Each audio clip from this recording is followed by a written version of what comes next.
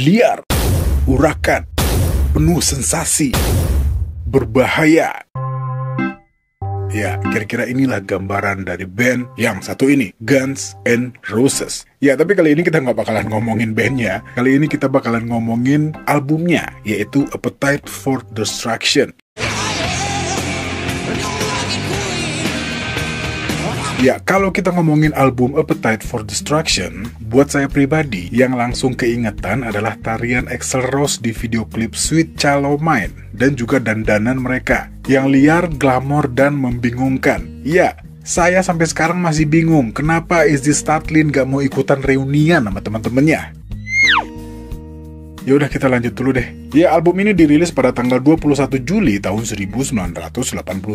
Album debut Guns N' Roses Appetite for Destruction punya beberapa fakta, yang mana pada saat itu mereka bisa mengubah apa yang seharusnya di era itu agak mustahil untuk dilakukan, yaitu kesepakatan yang mereka terima melalui Geffen Records yang mendapat kebebasan artistik yang mereka cari. Di tahun itu, Guns N' Roses boleh dibilang sebagai para rocker nekat, band paling keras di Sunset Strip, dan juga menjadi band paling berbahaya di dunia. Dimana pada pertengahan tahun 80-an, komersialisme mulai menutupi sifat pemberontak yang dibawakan dalam musik. Menurut Loudwire, di tahun itu yang penting video lo ada di MTV dan punya penampilan luar biasa tanpa harus nulis lagu yang bagus. Dan dengan kemunculan Guns N' Roses dengan album debutnya itu, mereka mampu mematahkan aturan tersebut. Dan di video ini, kita akan membahas beberapa fakta yang mungkin belum diketahui tentang album Appetite for Destruction-nya Guns N' Roses.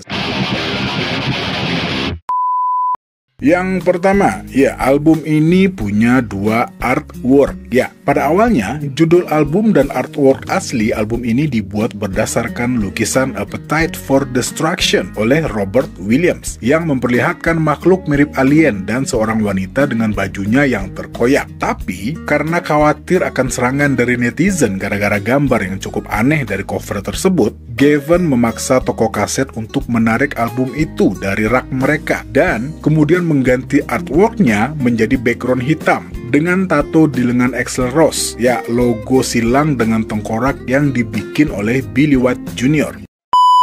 Dan fakta yang kedua, pada awalnya album ini nggak terlalu diterima. Ya, kalau kita lihat sekarang, jelas Appetite for Destruction jadi salah satu pilihan dalam koleksi rock para penggemar musik. Tapi nyatanya, dulu album debut Guns N' Roses ini nggak sepopuler era setelahnya. Appetite for Destruction debut di nomor 182 di Billboard Chart 200 dan hanya terjual sebanyak 200.000 eksemplar setelah beberapa bulan, dan nggak mencapai puncak chart sampai lebih dari setahun kemudian, di mana posisinya tetap di situ-situ aja selama 4 minggu, yang menghabiskan kira-kira total 147 minggu berada di dalam chart tersebut.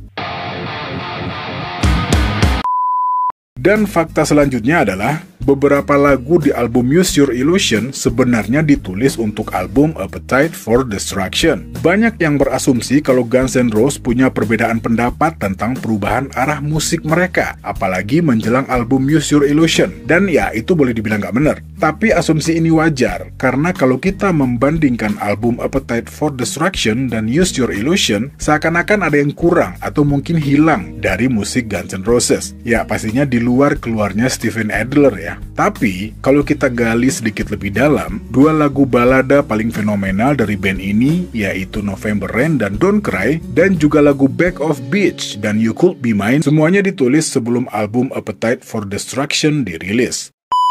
Axl Rose sebenarnya mulai menulis chord piano untuk November Rain bertahun-tahun sebelum dia ada di Guns N' Roses. Dan mereka juga sempat membawakan lagu Don't Cry selama beberapa set di awal karir mereka di Sunset Strip sebagai band lokal. Dan pastinya sebelum menandatangani kontrak dengan label. Dan lagu-lagu itu nggak direkam dan masuk ke dalam album Appetite for Destruction karena mereka ngerasa Sweet Child O' Mine dan Think About You udah cukup sebagai lagu cinta untuk debut album mereka.